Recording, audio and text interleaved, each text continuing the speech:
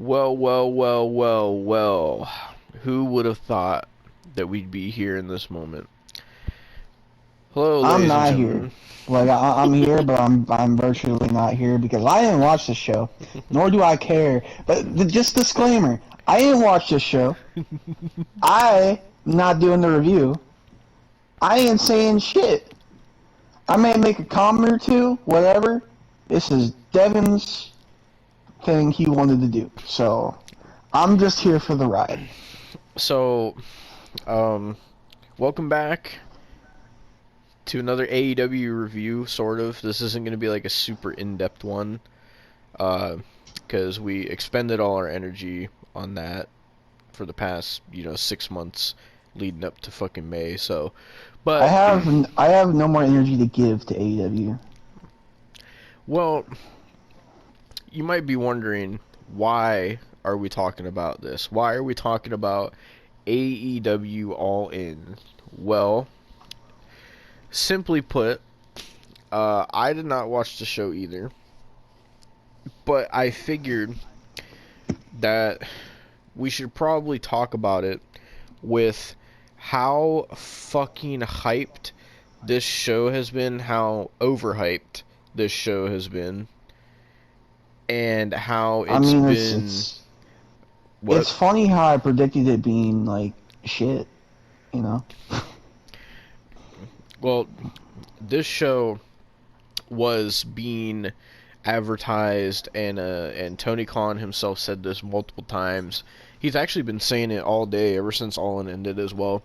That this was supposed to be the biggest wrestling event ever, with like the most fans ever in an arena, the biggest opening gate for a wrestling show ever of all time, and any apparently bigger than any WWE show ever, is what Tony Khan and AEW have been claiming ever since the show got announced.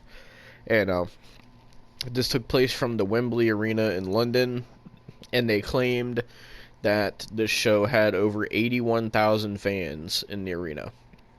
Now, to give credit where credit is due, they did have a lot of people in this arena, but there was also a lot of empty seats as well. So I will give them credit where credit is due. They did have a pretty big crowd. More than I thought they were going to have. But for people to sit here and act like this was the biggest show ever, this show was not jam-packed. If you've seen pictures of the crowd, you would see how there was just rows of empty seats. Especially getting up to like the higher levels, there's a lot of empty seats. But nevertheless, why are we talking about this? Well, short and sweet, that this is apparently this is AEW's biggest show they've ever put on, biggest crowd they've ever had, and apparently it's the biggest wrestling show of all time. So you might be wondering, what happened on the biggest wrestling show of all time? Well, there was some dumb shit, some outlaw mud show shit, some stupid shit, some questionable moves, a lot of botches, and CM Punk drama. Because there's always CM Punk drama. So, let's get into All In. Because before we even get into the pay-per-view, we have to talk about the buy-in. Because, Austin, you want to know who was wrestling on the buy-in? MJF was on the buy-in. I know. Because on the buy-in, they did... oh, sorry, they don't call it the buy-in anymore. I forgot. They changed it to the 0 hour now, is what they're calling it. So, for some reason, I don't know why, they did Aussie Open with fucking... I don't know who the other member's name is, but Kyle Fletcher and the other guy. They defended their ROH tag titles against the team of Adam Cole and the AEW World Champion MJF. don't know why this took place. But it took place. People said it was a very good tag match. I seen a couple clips of Adam Cole and MJF hitting some tag maneuvers. They had matching wrestling gear. Um, they've been having ever since we stopped reviewing AEW. They've been doing this whole Better Than You Bebe tag team that people seem to be really enjoying. But as I said, we're not going super in depth. But for some reason, they had MJF and Adam Cole win. So, MJF and Adam Cole are the new Ring of Honor World Tag Team Champions. Which, correct me if I'm wrong, is this MJF's first tag title that he's won? I don't remember if he won any on the Indies, but I think definitely in AEW. Let me just double check and see if he won any on the Indies.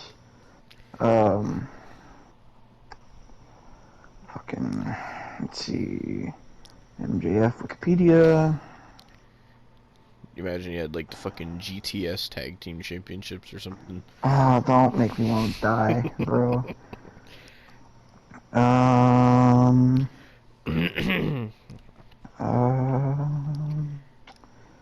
GW champion.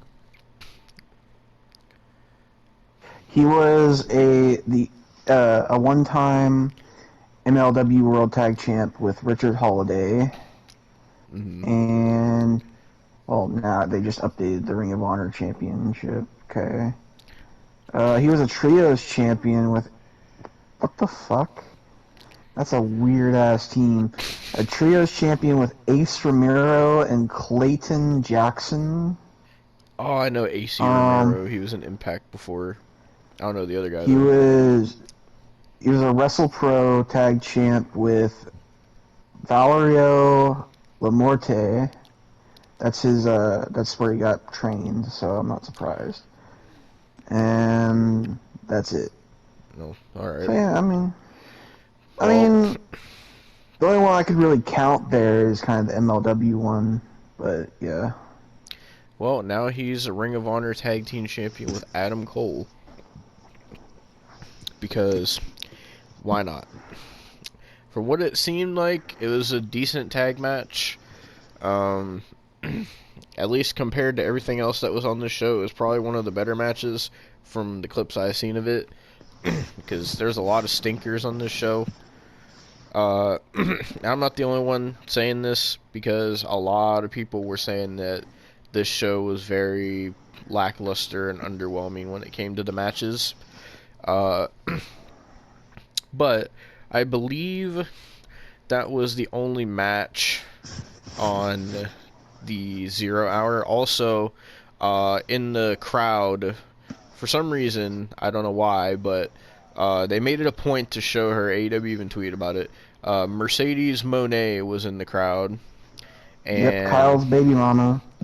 And everybody was starting all this speculation about, oh, she's signing with AEW and this and this and this, and then they showed her in the crowd and she still has her cast on her leg. And these dumbass people were like, oh, she's gonna come out later and have a stare down with whoever wins the women's title match.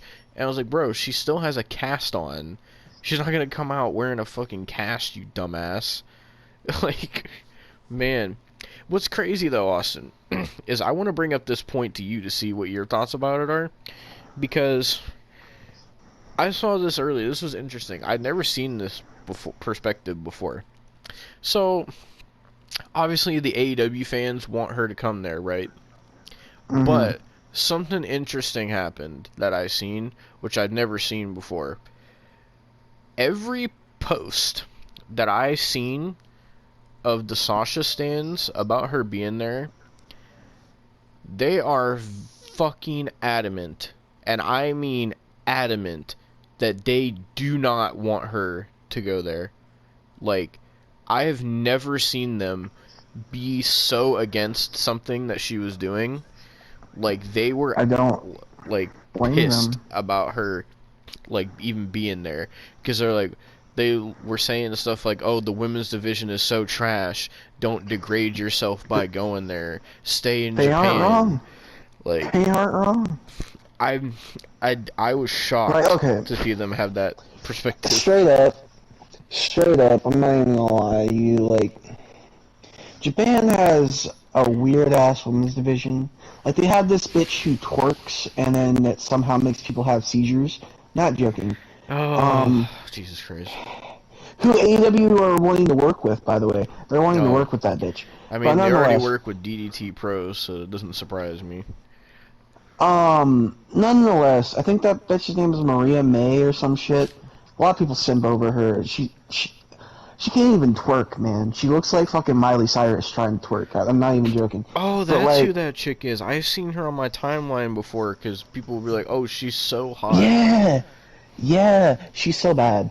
But nonetheless, fucking Japan has a weird ass fucking women's division.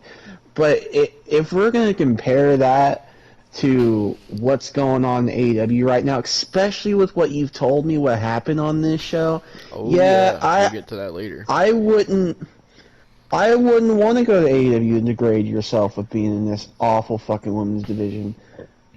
Because bro, like, and I mean, this isn't even me getting mad or angry or anything, because I'm not about that today. It's more just answering the question, because it's like, I I genuinely don't think anybody should go to AEW, and that's just saying because it's not good for anybody in company.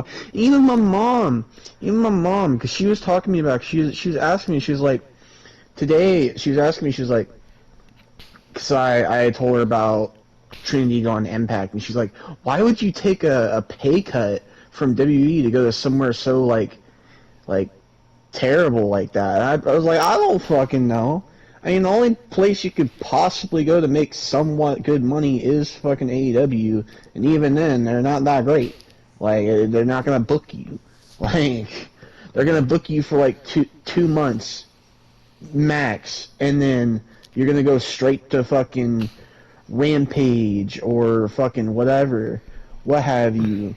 Like, Bro, there's a lot of women in that division that don't even get that. Like, they straight up don't get booked on any of the shows. yeah, like, bro, like, they have potential. They have wrestlers that have potential. They have women's wrestlers that have potential. Like Julia Hart, she gets TV time, but she doesn't get wrestling time. Like they Yeah. instead decided to put time on Anna Jay, who is 2 packs of ass, bro. And that's not. I'm not even talking about fucking her ass in general. She's just dog shit at wrestling. And they also decided to put on fucking Tay Conti, who was decent at the start, but it seems like she just don't give a flying fuck no more. Like, I don't fucking know. I I don't think it's a wise idea for anyone to go to AEW, let alone the women's division. Well, Like, the main reason I even seen it was because when they showed her in the crowd, there all the AEW fans were doing the typical, "Oh, that would be amazing if she signed," and saying the whole "game changer this, game changer that" oh, spiel I that they know. usually say. I'm not I'm not shocked. I'm really not shocked that that happened because it happens with everybody. It could happen with fucking a ran. I saw people doing that with Bow Wow, Devon. Oh When my the God, Bow Bow Wow shit was Wow. happening, I saw like Bow Wow is all elite, and I was like, why? Why do you want this? Or I like how they Like, even did that Bow Wow shit and then just went nowhere too. like I that's just my honest opinion. If you really want to go to AEW, your career's in the shitter. Like that's your like last resort. Devin, I would rather somebody go to Impact. I would rather because at least they'll actually book you. Yeah, Like, well, do you think if AEW signed Zachary Wentz instead of Impact signing Zachary Wentz, do you think they would have booked him? Fuck nope. no. He probably would have been on like one Dynamite and then a couple Rampages, and then that probably would have been it. Yeah, same with fucking Trinity. People are saying, "Oh, Trinity, go to AEW, go to AEW." They would have booked her on like 2 shows, and then she would have been fucking not even booked. At Yeah, least she's got a championship right now. Like, even though it's Impact and it's worse money than AEW and worse money than WWE. Like, at least she's doing something. You yeah, know. Same with New Japan. I mean, I don't really like Sasha now. I don't. And I don't that's the either. thing, like, but at least, like, she's going somewhere where she's gonna get booked and she's gonna get paid, Mm. like, doing what she wants to do. It's just crazy to me to see the Sasha stands have this perspective because it's not like I just seen one of them saying like every Sasha stand I seen was saying like please don't go to AEW, don't go to AEW, like you're gonna ruin your career, like don't go to AEW, we don't want you in AEW. Keep in mind these are the same people that were saying just because she was in the movie Collective that she should be fucking these people wanted her to play Ghostface in Scream 7. These people like want her to be in fucking Fast and Furious and all this other shit. Honestly, I could see her being in Fast and Furious. Yeah, that one I kind of see, but like they're just saying that they want her to be in all I these movies and so like these people say imagine some fucking. delusional ass shit, but I was surprised to see them say something that wasn't delusional for once. I can't wait for fucking Vin Diesel to be like, "Oh, welcome to the Fast family, Mercedes Fernando." Oh god. I mean, they have worse actors, man. They have Brie Larson, and they have Mm. fucking Vin Diesel as their main star. I mean, They have Ronda honestly, Rousey like, in one of their movies. yeah, they had Cardi fucking B. They'll take anybody, They had Pete man. Davidson. I mean, everybody takes Pete Davidson, Yeah. honestly. Pete But Davidson is like a movie slut, I'm pretty sure. Like, he'll just take yeah, any role that they give him. yeah.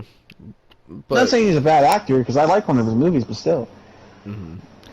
Yeah, but my main point with this was just I was shocked to see them be like so against her going to AEW because usually these people support her anything that she does and they're like yes, like go and do that, you're like slay queen and all this fucking cringy shit. But I was just surprised to see them be like fuck no, Well, we don't want you to go it here, don't just go here. it goes to show that even the most delusional people on earth have common sense sometimes. Yeah. Like, honestly, I'm sure. This might get me canceled. I'm sure Oh no. if Chris Benoit was alive Oh today, Jesus Christ. he would be like, "This AEW shit is trash. What the fuck are you on about?" Like, I'm just like, I'm not even joking. Like, at least some of the most delusional people could have the common sense. Mhm. You know. So yeah, I mean, yeah. And I know I'm comparing Sasha stands to Chris Benoit, but still, it's like, I mean, I mean, am I wrong?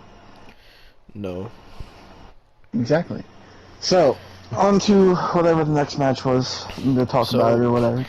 which, if you're wondering, she really didn't do anything but just sit in the crowd. So, all these people had expectations of her coming out, and obviously that didn't happen. But we'll get to that uh, more in depth later on when we talk about the women's match because I'm going to be talking about that pretty in depth for not super duper in depth, but pretty in depth. So, apparently they had uh, another match on the I'll fucking turn my fan up, but they had another match on the 0 hour. I forgot about this. They did Jungle Boy, Jack Perry. Sorry, it's just Jack Perry now. He looks like he's a ripoff of fucking Hyde from that '70s show now. He's trying to be like this Yeah. fake ass like tough guy, and he's just not. This dude is just not tough. And he took on Hook for the FTW title. uh, I was just thinking of fucking one of Hyde's quotes in the show. I'm thinking of Jungle, like Jack Perry saying it.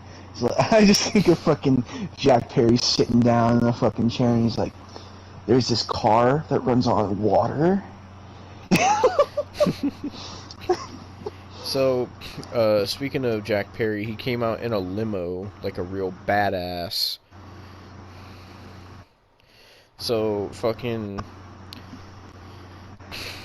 The reason why this match is important to talk about is they did a spot. Hook and. I'm just gonna fucking say Jungle Boy. Hook and Jungle Boy. Right. They do this spot. I seen the clip of it. And this is what caused the CM Punk drama. I don't know why Jack Perry has an issue with CM Punk, but nevertheless, they did this spot where they got up on the limo and Jungle Boy like slammed Hook on the limo and it like cracked the windshield or whatever. So Jack Perry decided to say something along the lines of, I believe it was, "This is real glass, go cry me a river." And apparently that was a shot at CM Punk, from what people were saying. Can I ask how that was a shot at CM Punk? Because I don't know. I don't, like... But apparently that's what started it. And, which by the way, Hook defeated Jungle Boy, so Hook is FTW champion again. I don't really think anybody cares. You remember when Hook won fucking Wrestler of the Year? Oh god, I remember that. That was so trash. Yeah. Remember when Hook was like the most over person in AEW? Yeah. I don't either. Yeah. Sucks because he's decent in the ring, but he's decent. I mean, if he would do some more training, I feel he could be a good wrestler. But the thing is, they don't train at that company, so yeah. So they don't need a performance center. I'm just saying. Pretty much, Hook won. I don't really care about the match, but I figured I wanted to bring that point up because that's what started the CM Punk drama. So, I'm trying to find where the next thing was to see if it was the Punk thing or if it was something else before that. Yeah, so that was the end of the 0 hour. So then they started the actual show with CM Punk versus Samoa Joe. So, I need to go back to this thing. So, multiple things happen. So before CM Punk and Samoa Joe had their match, apparently Joe came out first, I guess. I don't know. The people said this is what happened before Punk came through the curtain. So, the thing I seen said, has been all over fucking X, fucking, apparently, Punk was upset at what Jungle Boy said, and apparently Jungle Boy was like walking up to Punk, and I guess he like shoulder checked him, and Punk like got offended, and so when he did that, Punk shoved Jungle Boy, and then Jungle Boy tried to come at him, and I guess Punk like started choking him out. Then this other thing came out that says there were other versions of the altercation that state that Punk threw a punch and that Punk stepped to Jack Perry first. So, I don't really know what to believe because fucking it seems as if Punk is making it seem like he's innocent by saying that Jack Perry fucking came on to him first. But then he came on to him. Apparently there's other versions saying that he came at Jack Perry first, but nevertheless, it resulted in a physical altercation, which that shouldn't be happening. That's absolutely should not be happening. And, I mean, how many times is it with this guy now that this shit has happened? How many more times can this man get in drama and make the company look so bad and unprofessional? And what's even worse is Jungle Boy was sent home. He was sent out of the building, but Punk got to stay. I don't like Jungle Boy. I'll be honest, I don't.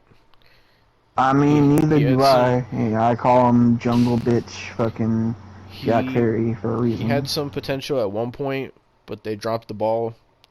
But even though I don't like him, I will say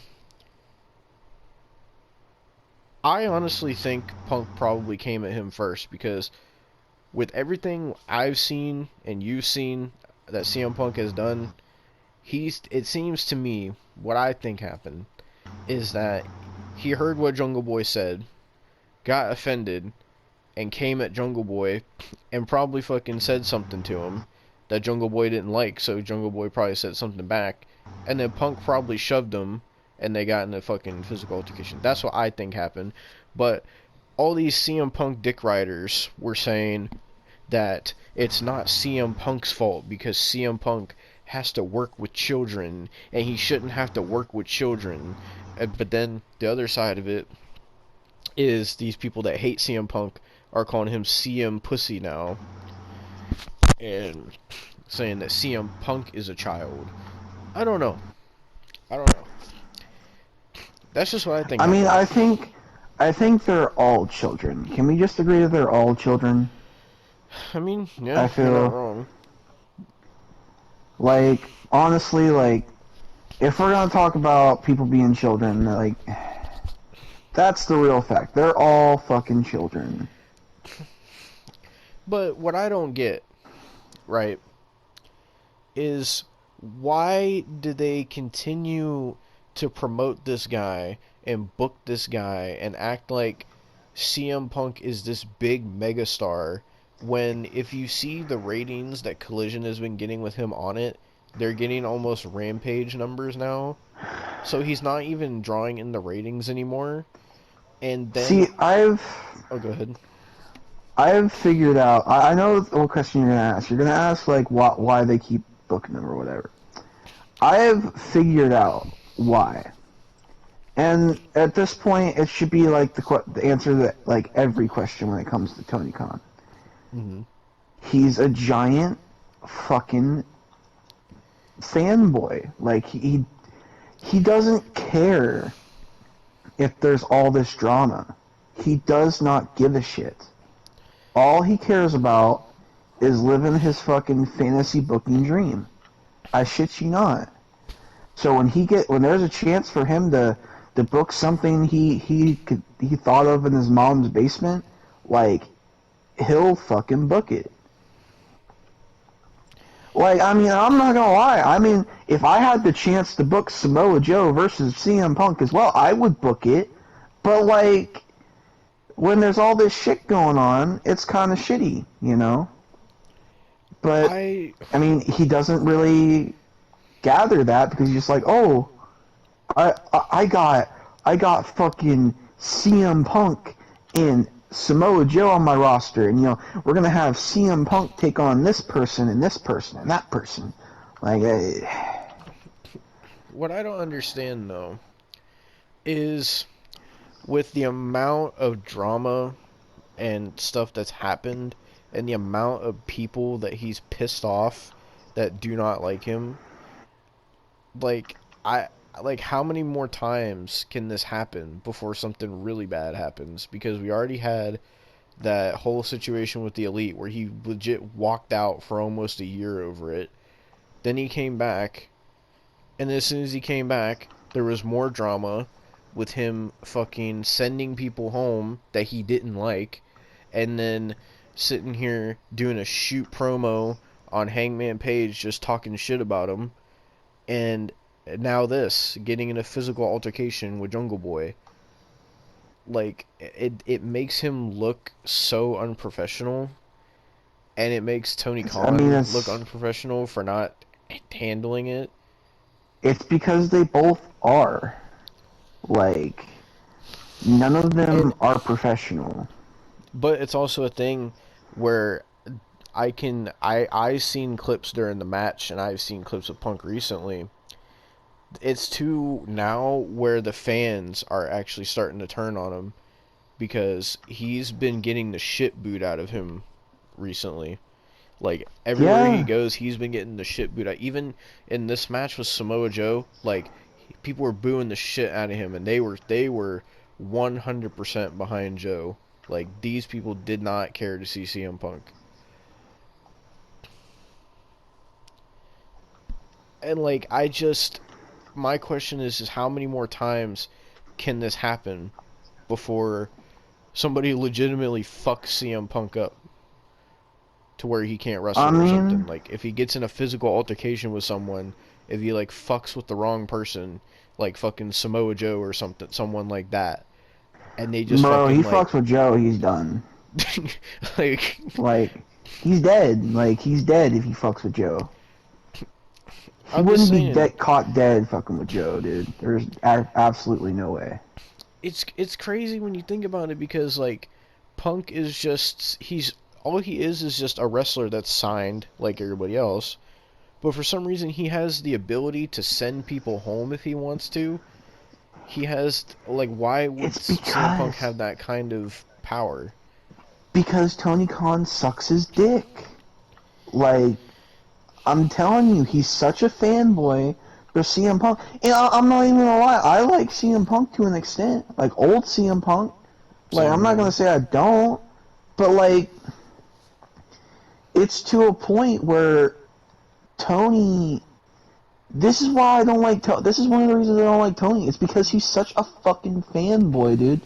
Like, imagine, okay, just imagine for a minute. You're Triple H, Hmm. and you're a fucking massive fanboy version of Triple H, and, like, I don't know, for some reason Brock Lesnar just fucking legit almost murders one of your fucking talent.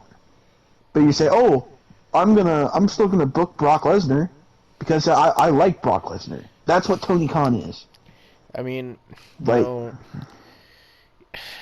even though I don't like the Elite and I despise them, that's exactly what Tony Khan did with that situation. Instead of yeah, handling it, he like, just said, "Fuck the Elite. I'm gonna send you home, and I'm gonna keep CM Punk here exactly. because I like CM Punk." It don't even matter if it's their vice president. See, that's the thing. Like, I don't respect the Elite. I fucking hate the Elite. I'm not gonna say I like it because I don't. But, like, Tony Khan was in the wrong for sending them home. Like, Yeah, and that's on Tony Khan. That is not on fucking the Elite. And yeah, I never thought I'd and be defending the Elite, but, like, still, yeah, and it's I completely on Tony completely Khan. I completely understood why they were so pissed too, because I remember they were Yeah, fucking fuming over it.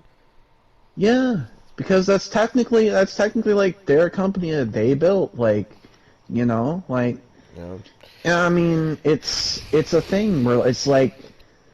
It's why you don't work with children. And CM Punk wants to talk about children. Tony Khan is the biggest child in that fucking company. see, it's crazy because there's things that CM Punk says that I completely agree with, like the working with children stuff. But then there's like all this drama and stuff that he causes that just makes him look so terrible and unprofessional. It Because makes him look he's like a crappy because person. because he's a hypocrite in a way. Because he talks about he doesn't want to work with children and he's tired of working with children. But the thing is, he's become a giant fucking child himself. Like, You know, genuinely. it's almost like the way I see it. It's almost like the whole company is like revolving around CM Punk in a way. It Yeah. it Yeah. seems like, I mean, he's only on Collision because obviously they can't put him on the same show as the Elite, besides Bro, pay-per-view, I guess. But like, I'm it telling you, seems he's like gonna win the title.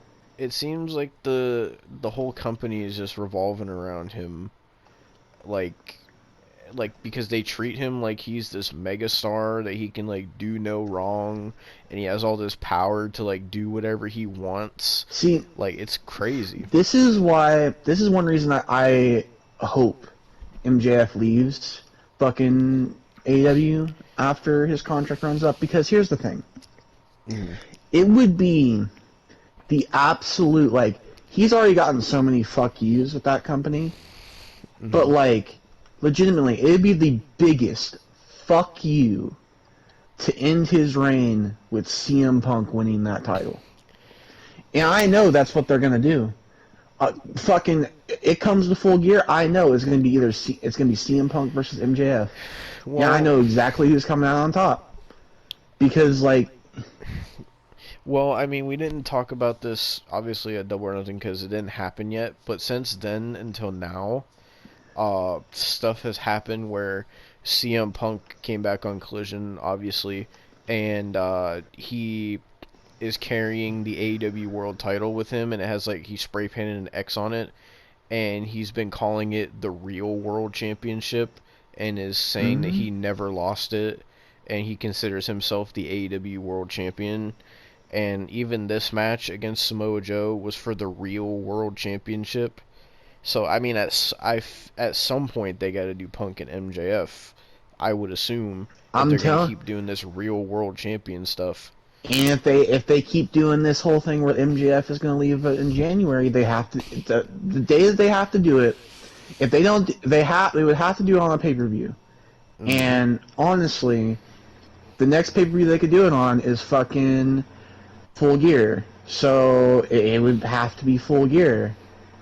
Like, yeah, I could almost like 100% guarantee that if MJF is actually leaving and everything like that, fucking CM Punk is winning that title, and it'd be the biggest fuck you. Because honestly, like, if you're gonna give that child the title again, like, I genuinely don't know what you're on about. Like, I don't. It's because like, seriously, you view him as a megastar. Like, even I seen I know. FTR was saying, like, I think it was Dax Harwood that was saying recently that he said that CM Punk is on the same level as Roman Reigns right now, and that he's one of the biggest megastars in the history of the business and shit. Like, that's how they view him as. And that's exactly what I'm saying. Like, when it comes to him being there, I mean, it's whatever. It's gonna backfire on them. And when it does, I'm gonna laugh my fucking ass off. It already is, because as much as they're trying to push CM Punk, the fans are already turning on him. Oh, I know, but I'm saying it's gonna backfire worse. It's gonna backfire. It's gonna get to where CM Punk is gonna actually genuinely hurt somebody, or he's just gonna fucking quit. Yeah, I was about to say that. I was about to say, or he'll walk out again. Like, genuinely, like, Bro, I remember when I will not be surprised. When he did that shoot promo on Adam Page. I remember you fucking texted me, and you're like, well, I can see it now. CM Punk's gonna walk out again. Because legitimately, like, it's gonna happen. Like, one of three things are gonna happen. Either he's gonna get what he wants, and he's gonna get the title from MJF at Full Gear, or he's not gonna get what he wants, and he's gonna walk out and be a little pussy, or fucking he could do the fucking Uno reverse card and get what he wants, and then still bitch and fucking moan and do something fucking fucked up, and then leave. Like, yeah, I mean, so there's some people that want him to go back to WWE, but I don't think, A, I don't know if he would, and B, even if he did, like, I could tell you right now, judging by what AEW is doing with them and how WWE is, I could tell you right now, Triple H ain't gonna put up with that shit. WWE's not gonna Triple put up H with gonna that say, shit. fuck you, dude.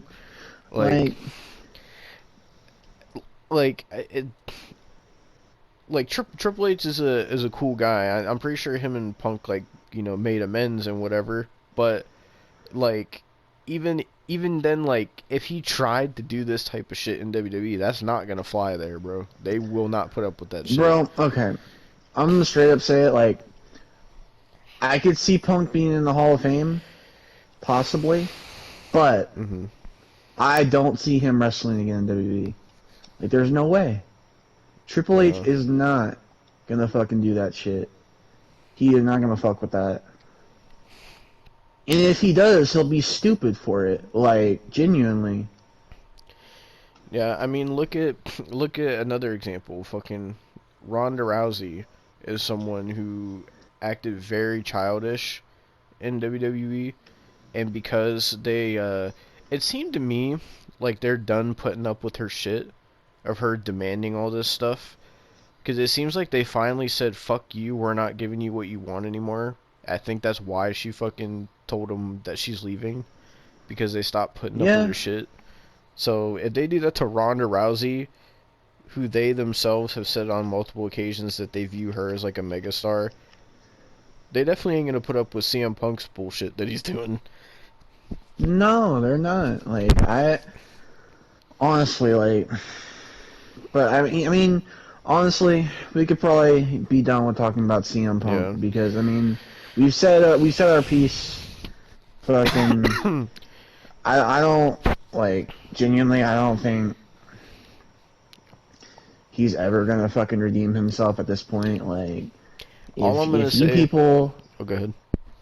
I was gonna say if you people still want to like him, whatever. I mean, I don't know why you fucking want to like this prick, but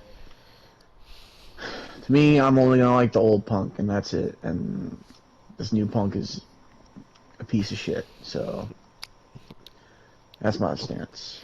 All I'm gonna say is that if this continues to happen with this many like backstage altercations and drama and sending people home and favoritism towards CM Punk, it's not only it's already turned the fans against him, but it's going to be to the point where the whole roster is going to be against him, which is already emotion because there's so many people that don't like him already because of how he's acting, and like there's people that hate the fact that he's even signed. It's going to get to a Yeah. point where like honestly, like CM Punk might get himself fucking jumped, bro. Like he might keep fucking around, and then these motherfuckers is just gonna be like, you know what, fuck CM Punk, and he's gonna have like 30 fucking people jumping his ass. I mean, I wouldn't. I would say test the fucking fuck around and find out policy. Yeah. Honestly, like Like imagine this I'm motherfucker. sure, Imagine this motherfucker fucks with Satnam Singh or something. He gets fucking destroyed. bro. Imagine this motherfucker just tries to fuck with like either Joe or fucking. I know Jeff Jarrett ain't taking that shit. Jeff Yeah. Jarrett's an old man, but he'll fucking kick your ass. And I know Yeah. Jeff ain't taking that shit. And Joe ain't gonna take that shit either. Like, Joe will fucking kill you. Like, Yeah. MJF at a point probably won't even take that shit. He'll probably be like, fuck you. Like, Especially if they fucking take the title off him and give it to Punk. Most definitely. yeah, like, there's people that just will fucking beat the shit out of Punk. Like, Punk is not a tough guy, is what he thinks he's a tough guy, but he's not a tough guy. I mean, we've seen all that shit in the UFC. Yeah. Everybody's seen that. But, like, bro, if you actually think. And the thing is, he's been fucking testing his shot with, like, the little guys, too. Like, Yeah. fucking. Let's just think about it. Like, the Elite, fucking both the Young Bucks are twigs, bro. Kenny Omega doesn't know how to fight with his life, I'm not even gonna lie. And then you got Jack Perry, who's like half his size. Like, if he were to fuck with somebody that's like bigger than him, or even his size, he's getting fucked up. Like, Don't forget how many times fucking Punk, for some reason, I don't know why, decided that he wanted to have Ryan Nemeth get sent home, of all people. yeah, and know. Ryan Nemeth is fucking not his size either. Like, he's picking on the little guys. I don't know what Ryan Nemeth ever did that's so wrong to see him. I Punk. don't know. From what I know, fucking he's still friends with Dolph Ziggler. So what did his fucking brother do? I don't know. I just found that very weird. Like, he even fucking, I don't like him, but he even fucking sent Matt Hardy home for some reason. And he's known Matt Hardy a long time. I don't, and like even Matt Hardy like tweeted, he was like super pissed about it. Like, and like I don't know why he continues to just dog on Hangman Page as much as he can. He Like fucking hates that's Hangman. like his number one most hated person. Like he See, the thing continues to trash is, him so bad. Hangman. I don't like Hangman. I don't like Hangman no more. But like, Hmm. Hangman could probably whoop his ass. Like, Yeah.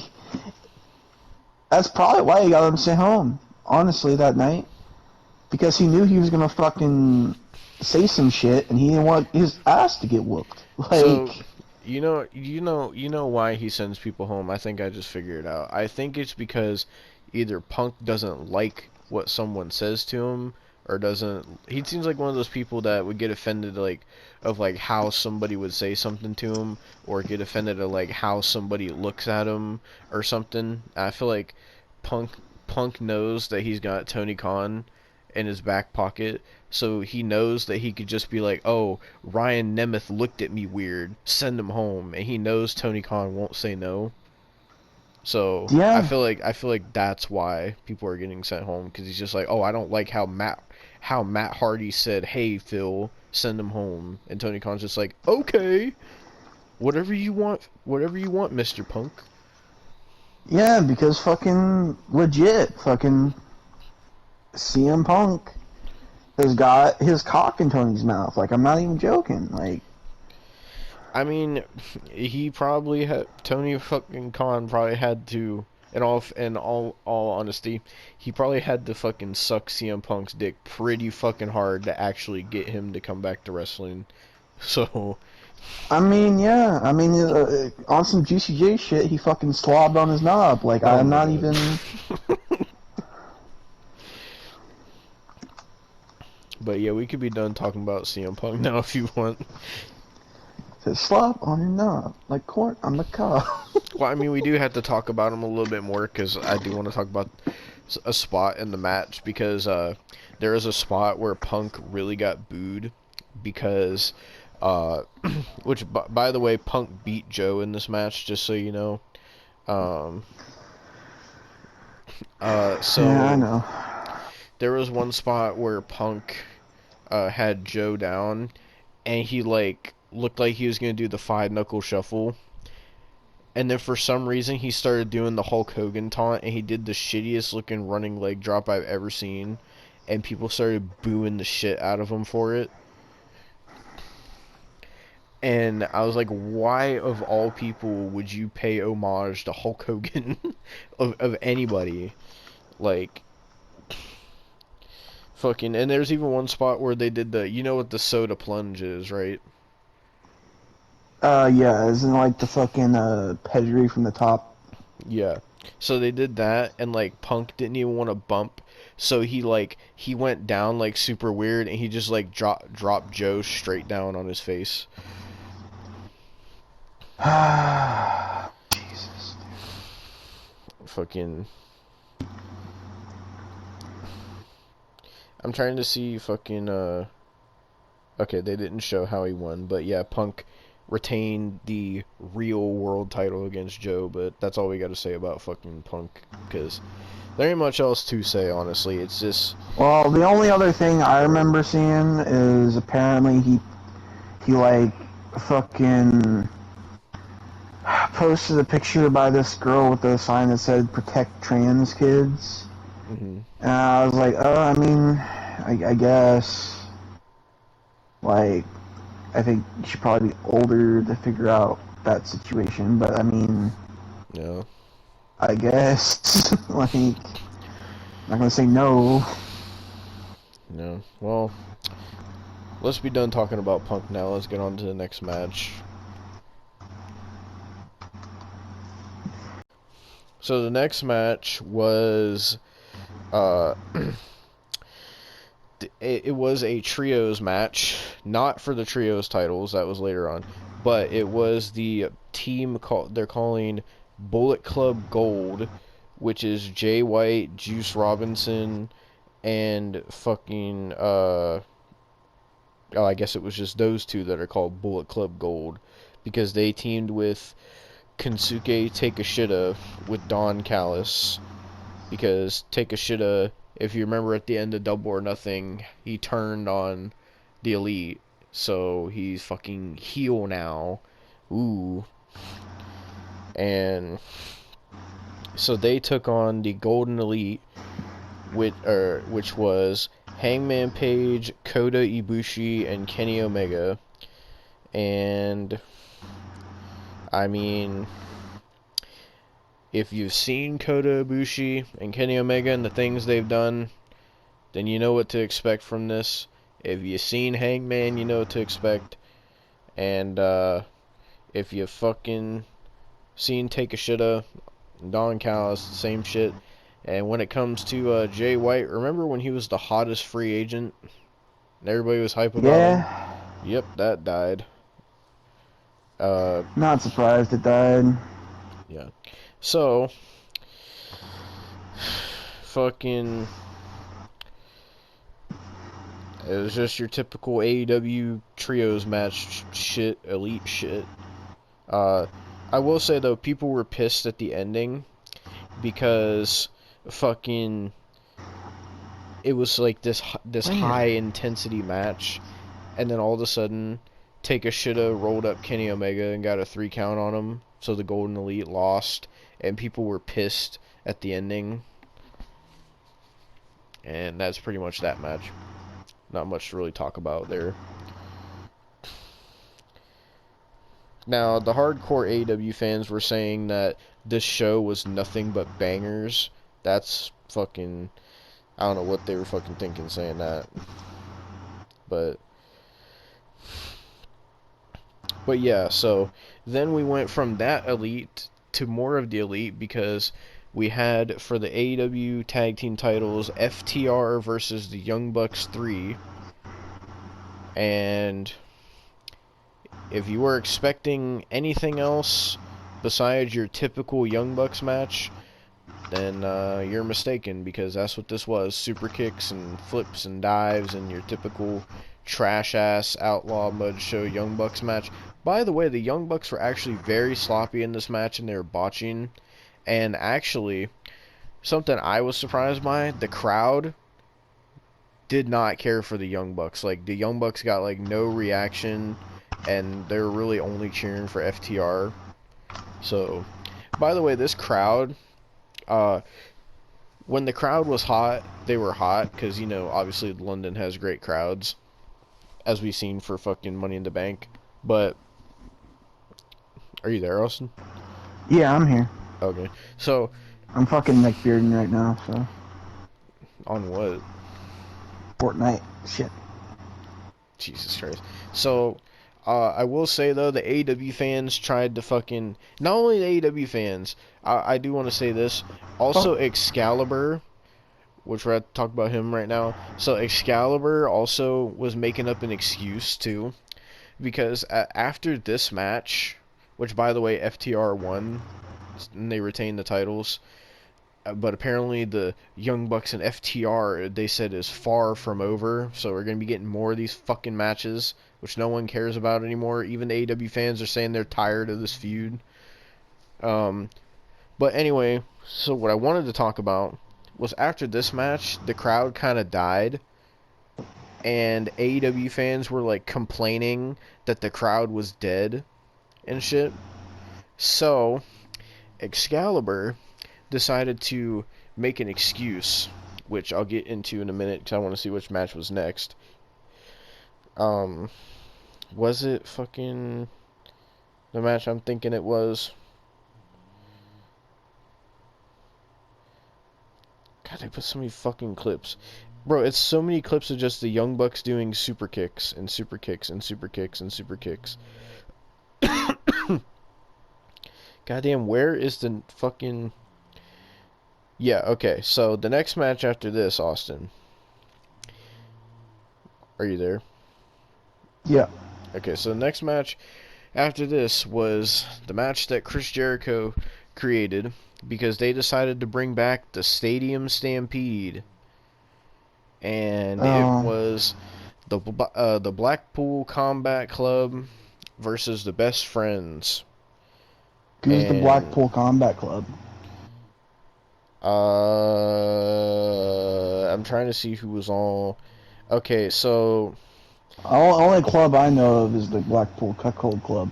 the team, I don't know. The team was John Moxley, Claudio, Wheeler, Yuta, Santana, and Ortiz. So I don't know what you fucking call that. Uh, And they took on the team of uh, the best friends of Orange Cassidy, Chuck Taylor, Trent Beretta, and fucking oh yeah, it was fucking Pentagon and Eddie Kingston. And Eddie oh, Kingston looks even fatter and more out of shape. Uh, and it was your typical fucking stadium stampede, just mud show garbage wrestling that nobody liked. But the main talking point in this match was John Moxley, because I don't know if you've seen the clip when I sent it earlier, but did you see the thing of him with the skewers in his head? I saw on the timeline. I blocked whoever posted it, but I saw it. So yeah, so they had fucking Eddie Kingston put a bunch of skewers into Moxley's head, and Moxley was like bleeding everywhere, and it was just so unnecessary. Like even the AEW fans didn't like it. They're saying, "Dude, this is just stupid. Like this is embarrassing." Like and like most people were just saying this is so bad. Like and it is. It's so bad. And they were botching. There was botches all over the place. I'm even using one of the botches for this fucking intro because, bro, AEW botches was killing me with all the edits he was putting out. And, bro, there was so many AEW fans trying to shit on AEW botches, too. But he was just making them look like clowns. Fucking, but yeah, this match was, it was just so unnecessary. It was so outlaw mud show, and it just continues. You see, the thing is, right, with Moxley doing this shit, these AEW fans are trying to defend it as, oh, that's CZW Moxley, that's how he's supposed to be. And people were just like, bro, I don't care what version of him it is. This isn't wrestling. This is embarrassing. And I don't know why people like Moxley. Even fucking with all the years he's been there, he's just got more and more and more and more outlaw mud show over the years, and just continues and continues. But this is around when the crowd started dying, because even the crowd didn't like the shit. The crowd thought this was fucking stupid and embarrassing, and they weren't reacting. So you know what Excalibur said as an excuse? He said What? he said the reason the crowd was so silent was because they were in stunned silence at all of the violence that John Moxley was doing in the match. The cope is strong with that one. One thing you will be happy about, though, Austin, is most people were saying that Excalibur was unbearable throughout this whole show, so you're not the only one that hates him. A lot of people were saying he was unbearable.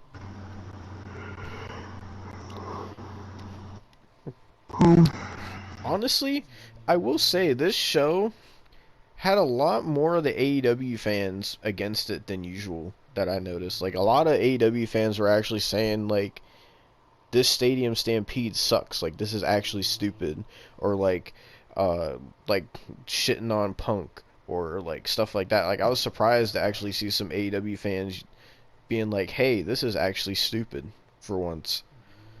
But there's was still some people out there defending it as like saying every match was amazing, 5 out of 5 stars, 10 out of 10, saying that the whole show was a 10 out of 10 greatest pay-per-view of all time and all this bullshit.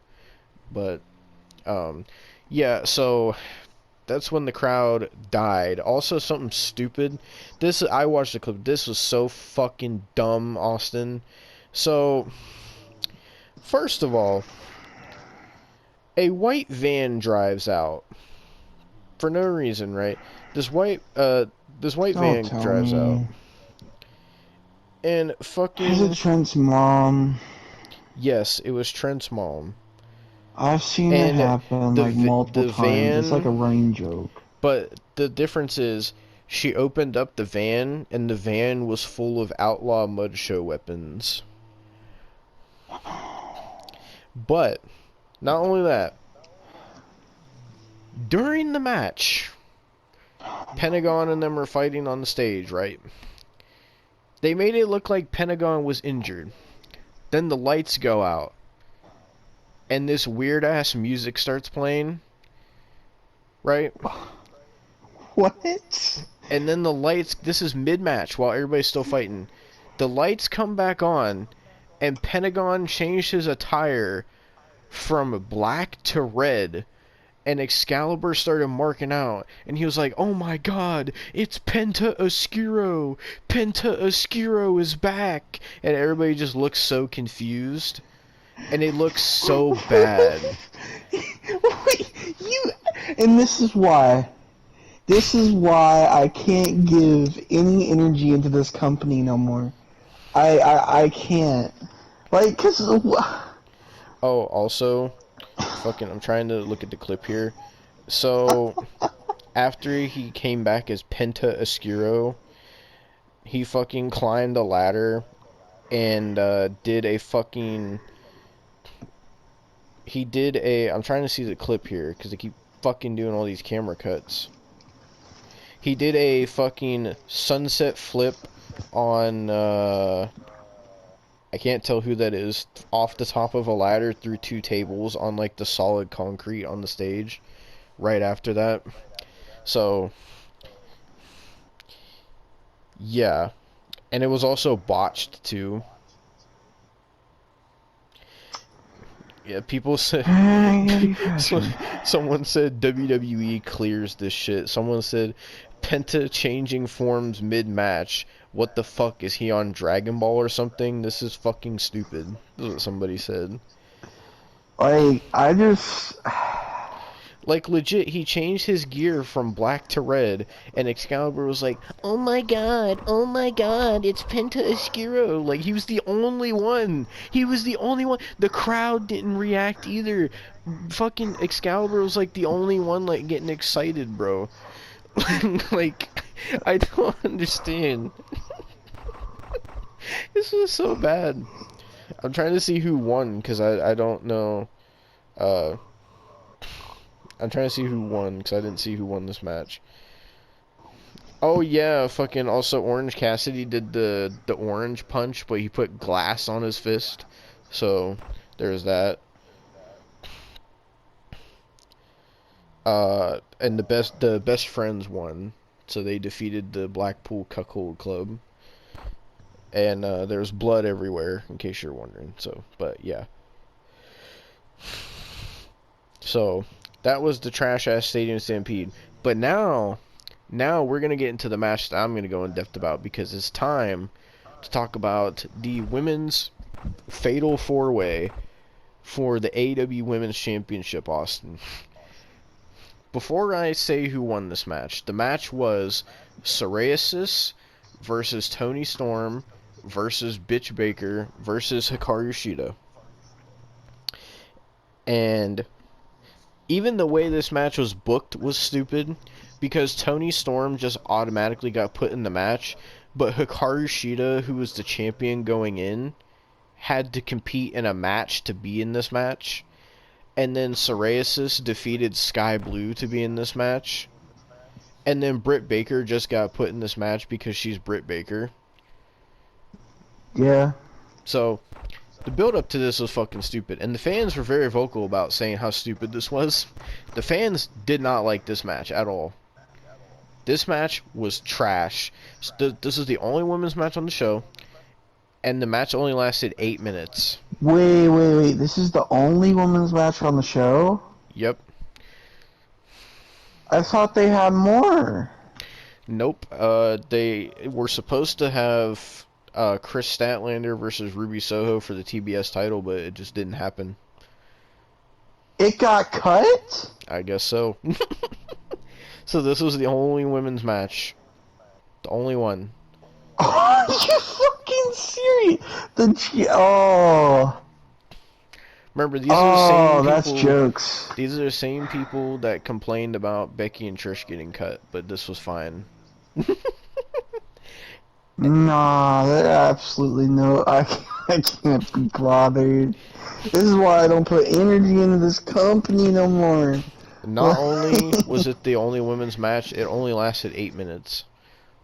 Oh. So, the match Oh. itself was very bad. There was a lot of botches, and we You're talked. telling me. What? You're telling me every women's match on these pay-per-views have been so fucking bad. Mm-hmm. My fucking god.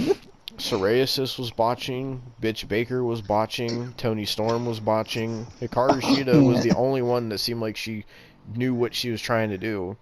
Fucking This company's a fucking joke, man. there was one point they were teasing like the breakup of the Outcast because Psoriasis and Tony Storm started arguing over who was gonna get the pin, and then Tony Storm acted like she was gonna attack Saraya, and then fucking Ruby Soho came out, was trying to stop her, and then Tony Storm decked the fuck out of Ruby Soho. But so this was a moment that I was dreading since we started reviewing AEW again. We talked about this many times. We started covering AEW when Psoriasis had her first match back at Full Gear last year. And multiple times throughout that six-month period, both of us had said, do you know how horrible it would be if they gave Psoriasis the AEW Women's Championship? Well, guess what they did tonight? They did it. They fucking did it. Psoriasis is the new AEW Women's Champion. The funny part is I kept seeing this morning when I woke up, I kept seeing people say, if they give Saraya the championship, I'm done. Like, there was actual people saying, I'm done. Like, you can't do that. So many people were pissed. And so, not only that, when she came out, it was so bad. She came out to, not to Zombified, which is already bad enough. She came out to, we will rock you. Not only that, the entire Knight family came out with her too. All of them. All of them. Oh my god, there's so many in that family, bro. There's so many family members in that family. So, yeah. It was a bad match. Terrible. And Psoriasis won. I think I'm trying to remember who she pinned. Let me actually see if I could see the clip of who she pinned. I saw a decent spot in the match. It was like okay. It was like Psoriasis had the PTO, and then Britt Baker hit a curb stomp while Paige is doing the PTO on Tony Storm. And it was kind of okay, but then when Britt Baker hit Psoriasis after, it looked bad, so it kind of ruined it in the process. Oh yeah, so there was one spot I forgot to say where Tony Storm had Britt Baker by the barricade, and Psoriasis' mom was in the front row, and Tony Storm accidentally decked the fuck out of Psoriasis' mom and knocked her the fuck down. The fuck? And Psoriasis got fucking pissed. Like, she straight up forearmed Paige's mom right in the face and knocked her. Like, she fucking dropped, bro. Like, she looked like she didn't even know that was gonna happen. But, oh, Jesus. I'm trying to see... Of course, they don't fucking show who she fucking pinned. But, so, they gave Psoriasis the fucking women's title.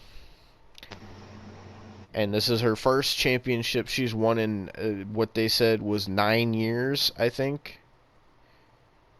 Yeah, because I think the only championship she held on the main roster was the Divas Championship. Yep. She had the NXT Women's Championship and the Divas Championship, and that was it. Yeah, like she...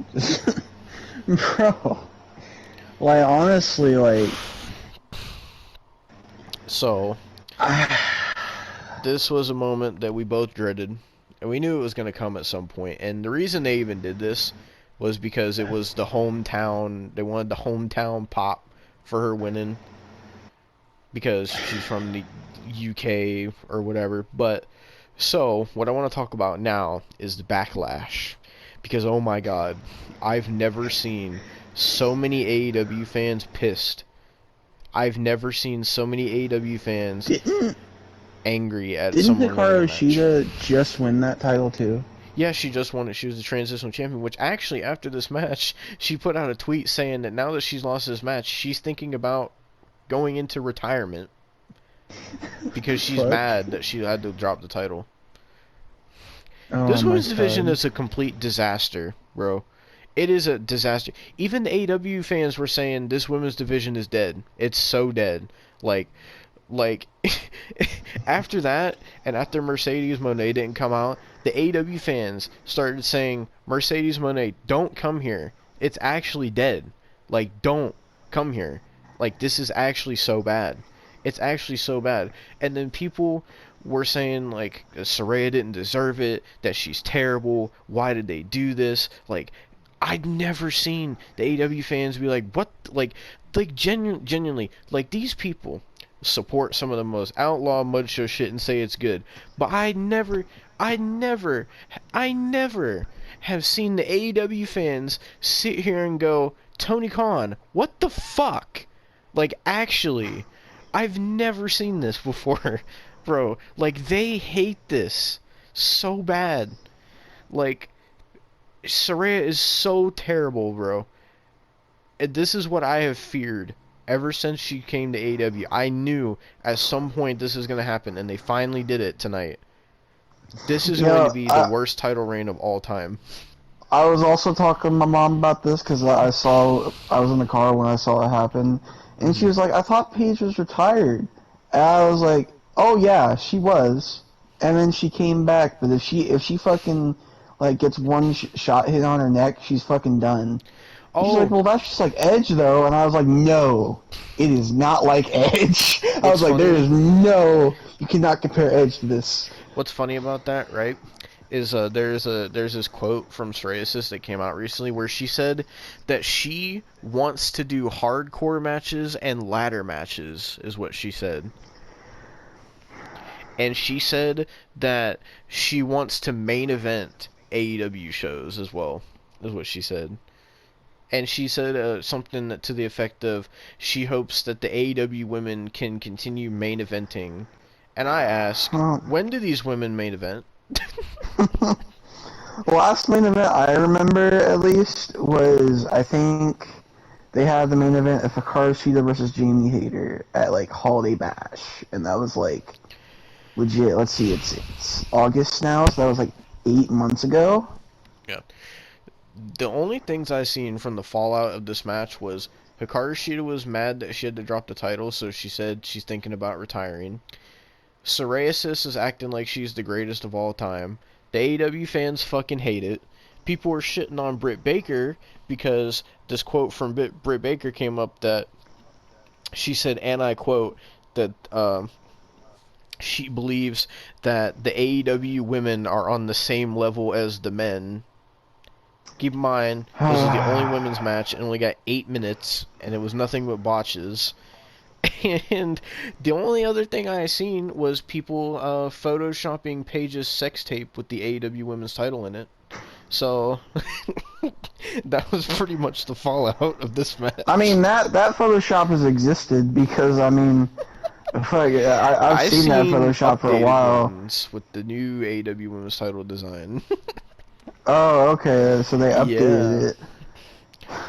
yeah. Um, so yeah, and it just shows you how dead and terrible this women's division is. It has came out thanks to Lou Fisto. We talked about this on the podcast that Tony Khan actually does not give a shit about the women's division and how Britt Baker like runs the women's division with an iron fist and the whole Thunder Rosa situation. It's all so fucked up. And now they got fucking Saraya, which actually, Austin, I seen some shit came out about Saraya today that I didn't know. So, Oh no. did you know this? So we seen her talking shit about Thunder Rosa, right, on the fucking All Access show, right? So what I didn't know, I found this out today. Apparently, back when she was in WWE, right, and she seen people like Sasha Banks winning titles and Charlotte and Bayley and Becky and all these people, right? Apparently, what we didn't know was back then Psoriasis was talking shit about all these people behind their back and was trashing the fuck out of them and was saying how mad she was that she wasn't in the title picture and that she deserved to be champion. So she's been a backstabbing cunt this whole time and we didn't know it. But that came out today because somebody fucking was talking about it. And now she's AEW Women's Champion.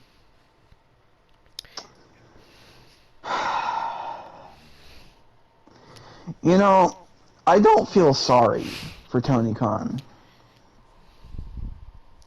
Like, I really don't.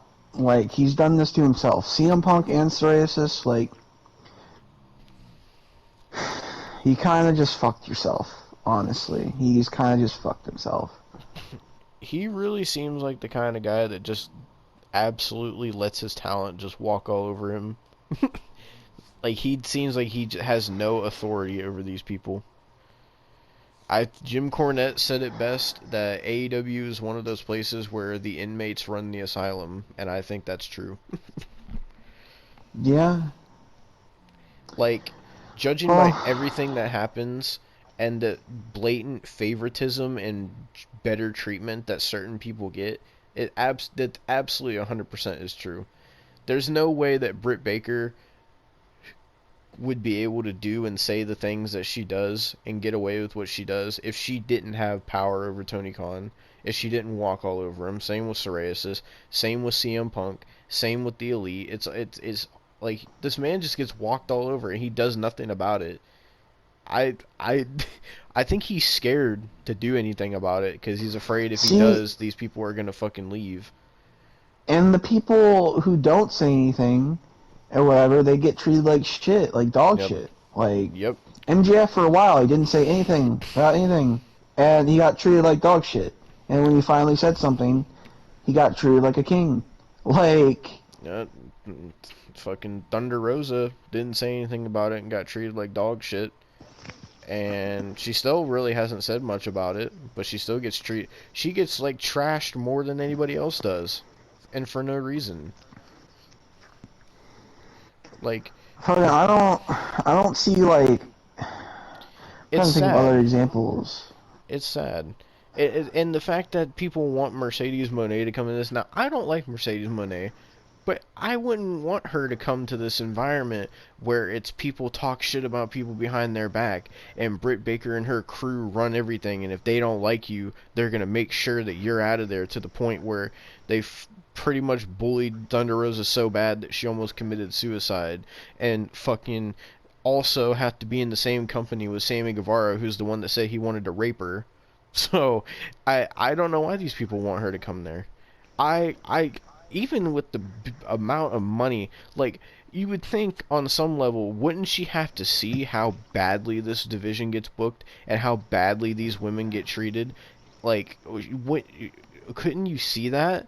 Like, I don't know if she was just in the crowd just to watch the show, which I hope was the case. I hope, because at the fucking media scrum, these fucking neckbeard marks were asking Tony Khan about fucking if Mercedes Moné was going to come to AEW, and he was like, oh, well, she's injured right now, but we've had discussions or whatever. I'm just like, bro, like, don't come to this environment. As much as I don't like you right now, I don't want to see you get treated badly like a lot of these women are. I'm sure there's so many women in this division that get held down. Sky Blue is one of them. Thunder Rosa is one of them. Fucking Ruby Soho is probably one of them because they don't do nothing with her. Fucking, there's countless women that get fucking held down. Like, Fucking Julia Hart's another one. They don't even let her wrestle. Fucking Madison Rayne, she's just not doing nothing. Like, fucking this, it's just bad. It's sad. And so many people are speaking out on this division now, and then fucking, and if you notice, the only people that were defending the women's division was Britt Baker and Psoriasis, and like the typical people that would fucking defend it. You know what makes me curious? Hmm. They were pushing this person at the start of the company, and now she's just disappeared into thin air. Where the fuck is Nyla Rose? Now, I don't I know. don't like Nyla Rose by any means, but it's like she was one of those people that they were pushing like Honestly, hard. the only reason that they were, and it's sad to say this because, you know, I don't have any problem with Nyla Rose for being trans or whatever. I feel the only reason they did was because I remember at the start of AEW they were like very adamantly trying to push this agenda that AEW is for everyone, because I remember they had their shit Yeah. as like you remember they had their designs as like rainbow colors and stuff, and they kept Oh, you know promoting what pissed me off? that. Hmm. You know what pissed me off? When they started trying to put the shit up about like how it was cool for some people, I guess, if you do like AEW, but fucking they were putting the shit up about fucking oh like all this like autism awareness shit, and it's like okay, at a point that's fine, but they were pushing it down people's throats, and it's like as somebody who does have it, fuck you. Like Yeah. don't don't put it on every show. Don't do that. No, we don't want that. But I Like, I feel that's why when they first started they were pushing her so hard, and that's why they put the women's title on her so quickly too. Because I remember like Riho won it first, and then they quickly put that title on fucking Nyla you Rose. know, that's another question. Where the fuck is Riho? I don't know. I never thought I would say that. Where the fuck is Riho? I couldn't tell you. I don't know. I don't know. That's how it goes with this division. Like, we won't see people. You even seen this when you were watching for 6 months. There'd be people that were there one week, and you wouldn't see them for like 4 or 5 months, and then all of a sudden they'd come back, and then disappear again. It's just I don't know. it's just how I it think goes when you got way too many people on your roster and not enough fucking time to give everybody TV time. I've had enough kind of talking about fucking the women's division, honestly. Yeah, it's so sad. This women's division is the worst women's division I've ever seen. It's sad the state that it's in, and it's pathetic how the women in this division act. Not all of them, but people like Britt Baker and Psoriasis and people like that. Like it's honestly disgusting how some of them act and treat the other women in this division, and it's honestly fucking disgusting that Tony Khan just does nothing about it. And like like Lufisto put it out that like Tony Khan himself admitted that he doesn't care about the women's division because it doesn't draw as much numbers as the men's stuff, and that he really doesn't care to put that much effort into it. So it's bad all around. And it's like when you see stuff like that, like why I feel like why would someone like Mercedes Moné even consider going there? Like, I don't understand. And it's just it's sad and it's pathetic and it's disgusting. And now that they got Psoriasis as the women's champion, it's only going to get so much worse. It's like something bad is going to happen. Either somebody's going to get injured wrestling Psoriasis, or Psoriasis is going to fuck her neck up again. And it's just going to be bad. I don't understand why they've done this. I don't know. But that's really all I got to say about it. Fuck the AEW Women's Division. Um, and I feel bad that people like Thunder Rosa and Sky Blue and Ruby Soho and Tony Storm and fucking Madison Rain and fucking all these other people. Hikaru Shida is another one. that are just getting mistreated and actually have talent. Julia Hart's another one, and that, you know, actually could be something if they actually fucking tried with their women's division. And some of these women have so much talent. Like, Sky Blue is so young and she has so much talent, and she has shown in the time that she's been in AEW that she clears half of their women's division when it comes to talent. Thunder Rosa shown since day one that she fucking clears their whole, almost their whole women's division with how much talent she has. Julia Hart, even though she's young, she's shown that with a little more work, she could probably be very, very good in the ring. Like, in with her being with House of Black, giving her this character, they could really do something with Julia Hart.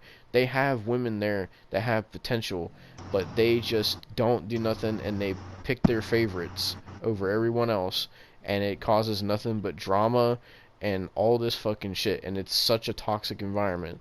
I don't know why women keep signing with AEW. That's a mystery to me, but I wish all these women that are being held down there could fucking go to WWE or Impact or somewhere else and get fucking booked way better and actually get treated with fucking respect and get to actually showcase the talent they have instead of being held down by people like Britt Baker. And it's funny because Britt Baker fucking even makes jokes about it, because she was tweeting on her Twitter that she like, because she'll respond to people and be like, "Oh, I don't know. I'm just a bully apparently. Oh, I hold everyone down apparently. Oh, I'm like the worst person ever apparently." And like, she's real fucking sarcastic about it. She's such an egotistical bitch, man. I can't even. But that's all I want to say about it. Fuck the AEW Women's Division. They need to be treated better. And that's all I'm going to say. Psoriasis wins the title. Absolutely fucking terrible is what I'm going to say to that. But, yeah. So we moved to the next match, which was, for some reason, Swerve Strickland... Wait. Okay, hold on a minute. It's fucking... Oh, God. Okay, so... Swerve Strickland was played to the ring by DJ Woo Kid and Flash Garments. I'm trying to Am fucking I supposed to see. know who that is? I'm trying to see who he teamed with. Okay, so it was Swerve Strickland and Christian Cage in a coffin match against fucking Sting and Darby Allin. Why? I don't know. I couldn't tell you. But what I can tell you is some dumb shit that Sting was doing. Let me find the clip that I sent in the chat. So, I'm watching the clip now. So, Sting did this shitty looking... I wanted to say a leg drop, but he just kind of like threw his whole ass onto Swerve Strickland. Also, Sting was wearing like the Joker face paint, too. He just kind of like threw his whole ass onto Swerve Strickland's back through a table, and it just looked pretty bad. So there's that. Oh, okay, I'm seeing now. So he went to do a Stinger splash on Swerve Strickland, but the table didn't break, so Sting had to do it again. Oh my god. This just looked fucking bad. I'm trying to see who won. Sting did a Scorpion Death Drop onto the fucking coffin. Yeah, Sting and Darby Allin won, I think. Did they? I can't tell. Fucking apparently though, fucking oh yeah, did you know All Out is next week, Austin? Yeah, I know. So apparently because they won this match, Darby Allin faces Luchasaurus next week for the TNT Championship at All Out. So now after that coffin match is out of the way, now we get to another terrible thing that happened because it's time to talk How about. many matches are on this show, bro? I'm I like, think there's only 3 left to talk about. God, bro. Bro, including the pre-show, the show had like 12 matches. Oh, dude. So, it's time to talk about Chris Jericho versus Will Ospreay. So, first of all, for the first time in AEW, Austin, your favorite band, Fozzy, played live. Played I'm Jericho not to gonna the ring. entertain your bullshit. I'm really not gonna entertain that. So, Jericho and Fozzy played live. They played Jericho to the ring, and Chris Jericho sounded like a dying cat when he was singing. Uh, then fucking Will Ospreay came out. Will Ospreay actually got a pretty big pop. Uh, fucking Jericho was like sloppy most of this match from clips I seen. There was one clip where he went to do a lion salt and he landed like right on his fucking head and it looked so bad. Um, fucking trying to see some of the other clips because I didn't pay much attention to this match. Um, fucking the crowd was like really behind Will Ospreay. Oh God, what's he doing in this clip?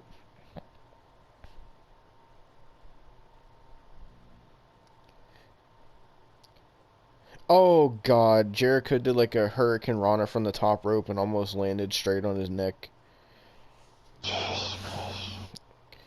Fucking.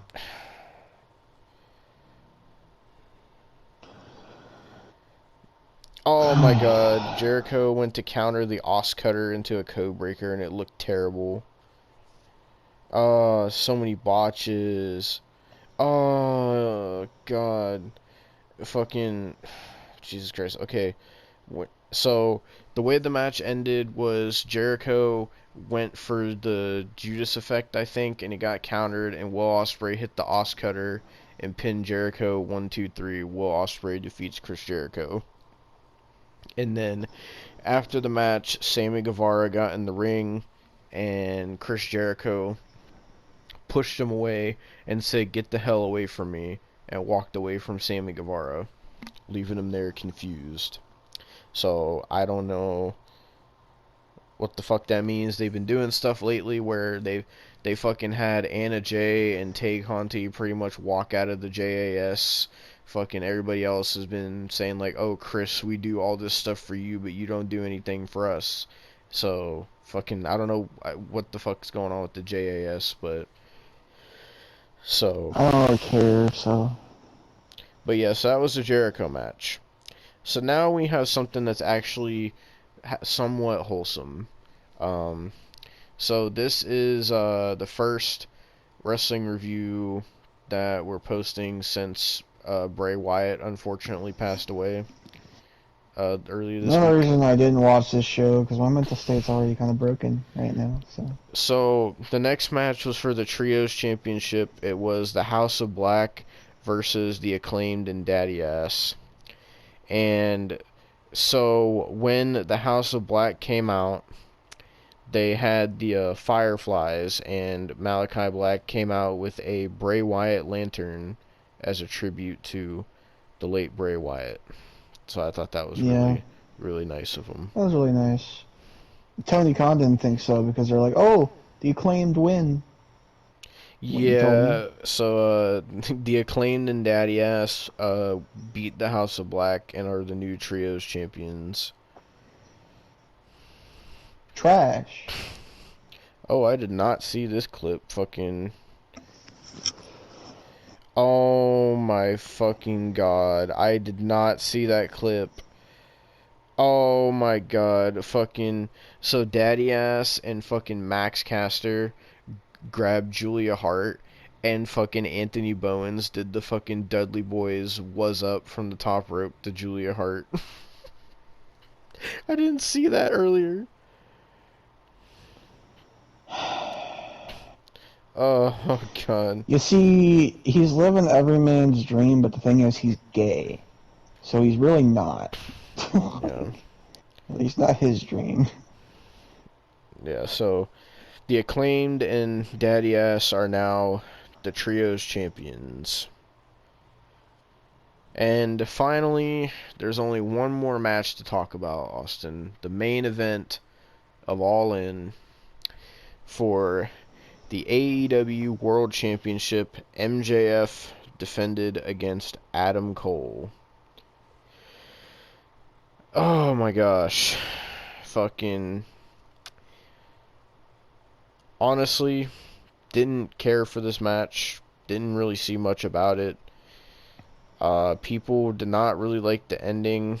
Basically, MJF retained the title against Adam Cole, and at the end they did this whole thing where MJF like threw the title to Adam Cole and was like, "Oh, like just go ahead and attack me with it or whatever." But Adam Cole didn't do it, and then MJF and Adam Cole hugged. And that's how fucking All In went off the air with a fucking hug. And people were saying the ending was really lame and that they didn't like it. And the AEW fans were upset because Adam Cole didn't win and he should have won because they don't like MJF. So, yeah. Um, but that was pretty much All In. That's everything that happened. Um, Terrible show. This was shit. I don't know why these people are saying is a 10 out of 10 show, but to be fair, they always say that, so it's whatever at this point. I will say one last thing that's been pissing me off, and I've been looking through all AEW's tweets here to see all these clips. These motherfuckers are really hammering home the fact that they had quote unquote 81,000 people in this arena. Almost every tweet that I've been looking at with these clips has said, "Oh, whatever happened in this clip in front of over 80,000 fans, 80,000 fans, 80,000 fans, 80,000 fans this, 80,000 fans that." Like they're really trying to hammer it home that it was that much, that it was that much. It wasn't though, because if you look at the photos, there's so many empty seats. There's no way that that was 80,000. There's no way.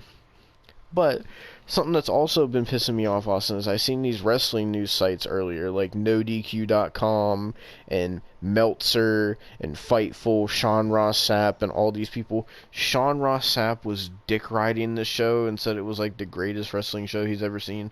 But what was pissing me off, right, is they kept saying, "Oh, this is the biggest wrestling show of all time." They had over 81,000 fans, over 81,000 fans, but they kept adding this asterisk on the end of it, where every one of these motherfuckers said, "Oh, AEW All In was sold out with over 81,000 fans, the biggest attendance in a wrestling show ever." You would think they would leave it at that, but no. Every time they would say, "according to Tony Khan." Not according to like official numbers or official count from the arena, nothing. They all said according to Tony Khan. So they're not even counting the real number. They're just these motherfuckers are just going off of what Tony Khan is saying. And keep in mind, this man says a lot of things that aren't true. Like how he says AEW gets 3.5 million viewers every week, and that they get more viewers than WWE, and that this show is bigger than any WrestleMania has ever been, and all this shit. And these motherfuckers are just listening to what he's saying, and they're printing it as fucking news on their news sites, and trying to get everybody to believe that it's true. And speaking of Tony Khan, there's also some quotes that came out too, where he said he views WWE as the devil for some reason, and he talked about how he was talking about WCW, and was saying that when WCW went out of business, he said it felt like there was.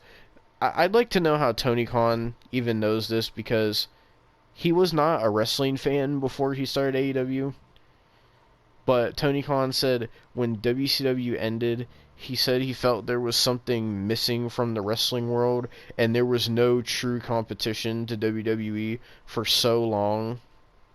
And now he said now it's a good thing that AEW is there because they need competition and shit. And when he was saying this shit, the AEW fans were actually getting pissed because they're like, dude, like, stop calling it a competition. Like, you're never gonna win, no matter how hard you try. Like even the AEW fans, some of them, like, understand that, like, they're never gonna beat WWE, but and they're like, dude, just like have the alternative. Like, it's fine to just have the alternative as like just a different wrestling show. Like, you don't have to be number one. You don't have to try to win and make everything a competition. But he's like so desperate to make it a competition. He's so desperate to try to win, and it's just sad, bro. He cares more, Austin. He cares more about beating WWE and winning rather than actually booking his own company good and treating his employees good. Yeah, I mean, I have no reaction to that, to be completely honest. It's just I can care sad. less. It's sad, honestly. It really is. And for what was supposed to be the biggest wrestling show of all time, no, it's not. And this motherfucker was saying this up and down, and some AEW fans were like, because WWE was like posting stuff today on their Twitter, and it, like, their comments were just filled with nothing but these AEW fans saying, "Oh, no one cares. All In is on. Who cares? We're watching All In. No one cares. All In is on." Like, like, why? That'd be like if they were fucking going to like fucking Impact, since they had a pay-per-view tonight. It was like, oh, no one cares. Impact. All In was on today. All In was on. No one cares. Like, why? Why are you just randomly shitting on WWE for no reason? And these motherfuckers are acting like 81,000 fans is like this record-setting number when it wasn't even that much. And fucking WWE has already put. Think of it this way. This fucking thing was their biggest show ever, and it wasn't even sold out. There were so many empty seats. Keep in mind, Survivor Series isn't until September or November. Survivor Series has already been sold out. They've been selling out Raws and SmackDowns every fucking week. Fucking I think Payback is sold out. They already put fucking I don't know if you've seen, but they already put WrestleMania tickets up for pre-order, for not pre-order, to like, you can buy WrestleMania tickets now, and apparently WrestleMania has already been sold out, and it, like, apparently they have sold way more tickets than this fucking show, and it's a 2-night event too. So, and that's not even until fucking April of next year, and it's already fucking sold out, or almost sold out, one of the two. I think the Rumble is sold out too, because I think they did that too. Bro, the day that they put out the Survivor Series tickets, it sold out that day. It sold out within like hours. Like, but these people are convinced that this 81,000 fucking seat, not seat, this 81,000 crowd show that they had was this monumental event. Bro, there was people showing stuff from Wembley when, like, fucking, when they had like boxing matches there and like other sports, and it looks way more sold out than this shit was. Like, they're like, bro, this is what it looks like when they have boxing at Wembley and football at Wembley and this at Wembley and whatever, and the crowds were fucking jam packed. And then you look at All In, and it wasn't even packed. Like, it's just sad, bro. Like, this had to have been, there's been a lot of overhyped things in AEW that we've seen throughout our time watching it and reviewing it, but this show had to be, and there's probably gonna be some fucking AEW fans in the comments that are gonna fucking, be hating on this and disagreeing with what we're saying. But what we're saying, everything that we have said since the beginning of this review has been absolutely 100% factual truth. But uh, God damn, excuse me. I'm trying to remember what I was gonna say now. Fucking, um, fuck. What was I gonna say? You were saying something about all of our statements being factual, and I know, then I know that, but before that, I was gonna say something.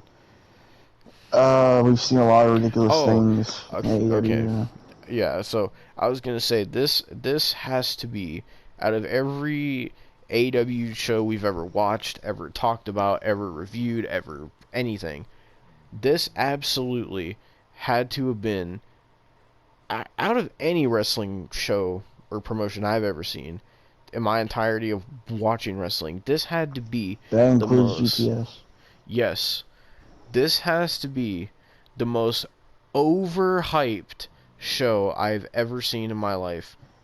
The amount of hype that went into this show did not match what they actually put on the show. Like, this was so overhyped. There was no way, with how much Tony Khan was hyping it, how much AEW was hyping it, how much the fans are hyping it, there was no way that they could have expected it to live up to their expectations with how they were overhyping this. I was hearing about this. I don't watch AEW. I don't follow anything AEW. I don't look up anything AEW anymore. I only did when we were doing the AEW reviews, just for the sake of the reviews. But I don't do any of that stuff anymore. And I could not stop hearing about this fucking show. I don't know about, like, if you were, but I, on my fucking Twitter, all the time I would see All In this, All In that, all these wrestling news sites talking about All In's going to be the biggest show, All In's going to be the most amazing wrestling show ever, All In's going to be the biggest show with the most tickets ever sold, All In's going to have the most money of an opening gate for a show ever, All In's going to be this, All In's going to be that, All In, All In, All In, All In, All In, All In, All In. I could not fucking escape this show, bro. Like, this was so overhyped, bro. And the fact is, Austin, they announced on the show that next year they're coming back to Wembley again in 2024 for another All In. So it's probably going to be even worse next year. But the main reason I even wanted to cover the show was just because of how over fucking hyped it was, and how people said it was going to be a monumental show in the history of professional wrestling and all this shit. This show was a glorified Dynamite in front of a bigger crowd. This show Yeah, I mean, sucked. I'm not surprised. And for the people who wanted me to go in on this show or whatever, like, for one, I didn't watch it, and I know Kyle and Hunter and Era is oh, do the review, Austin, do the review, Devon, Austin. It's man, even when we did the review, this review, we just can't be bothered. Yeah. I definitely can't be bothered. My mental state is still fucked from the whole Bray Wyatt situation. And people are wanting me to go fucking all in, go crazy. I can't do this with this company no more. So this is if we ever talk about AEW again, it's gonna be like this, because here's the thing.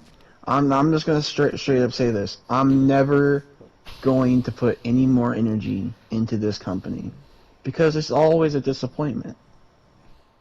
My thing is you know, everything else we've been doing review wise, reviewing all these old school wrestling shows like Attitude Era, Ruthless Aggression, TNA, all this shit, even WCW, all that shit has been way more fun and entertaining than any of this AEW shit ever was. Yeah. And we've been having a lot of fun with that. The only entertainment shit we've been fucking getting, we got with AEW, was just fucking me raging. Yeah. And I'm gonna be completely honest, that did not help my mental health whatsoever. I'm saying it here, I'm not putting no more energy into this company. I don't care if fucking CM Punk murders 16 children Oh my and then god. sits there and fucking wins the world title afterwards. Jesus I'm Christ. not putting my energy into this company. The only like little bit tiny energy I'll put in is when MJF loses the title, and after that I'm done. Like I don't want to fucking I'm so just sick of this. I'm sick of hearing about this company. I was telling Devon before we even started this fucking review. I was telling him the past 3 days I've seen some like really wholesome shit about Bray Wyatt and how everything he did was so great and how he was the nicest person. I was really enjoying that on my timeline. As soon as I wake up this morning, all in this, all in that, all in everywhere. All in your fucking mother, bro. Like, I don't care. Like, I just don't give a shit. Like, and the fact that people were even shitting on fucking the Bray Wyatt tribute show for this shit, from what Oh Devin told me, yeah. like, it's like, seriously, like, what is wrong with you people? And the fact that people want me to put energy when you got toxic people like that in this community, I can't be bothered. I can't. Because if you really want me to put energy in this fucking, like, company, I'm not, like, you really don't know me. So I'm not doing it no more. Yeah. I can't be bothered. And fuck Tony Khan. And especially fuck Chris Jericho.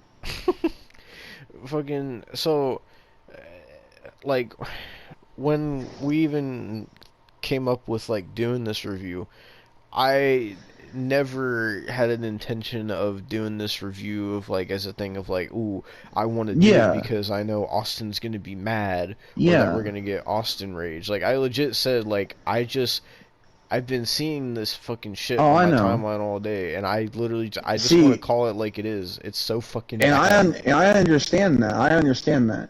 My main thing, the reason I'm saying all this is because when it comes to people like Kyle and Tyrese and Hunter and everything like that, and all these people that want me to rage, I'm telling you straight up right now, it's never going to happen again.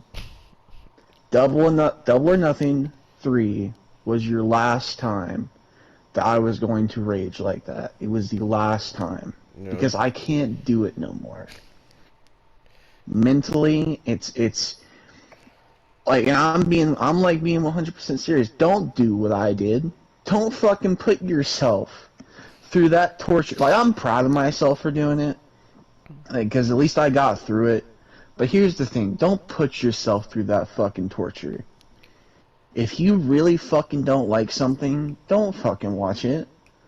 Like, No. I'm straight. This is like a PSA. I'm serious. Like, it affected my mental health so fucking bad. I got it done for you guys, but the reason I got it done is so I don't have to do it no more. So for all of you who want me to fucking rage again and talk about AEW like all the time and fucking rage about it and rage about Chris Jericho, I can't do it no more. Okay? Can't. And there's always going to be I know there's always going to be jokes about me and AEW. That's fine. I don't care at this point. I just want you guys to understand. Mentally, I cannot do it. And Devin understands that, but I want other people to understand that as well. So if we ever talk about AEW on this channel again, whether it be a review or the podcast or anything like that, right?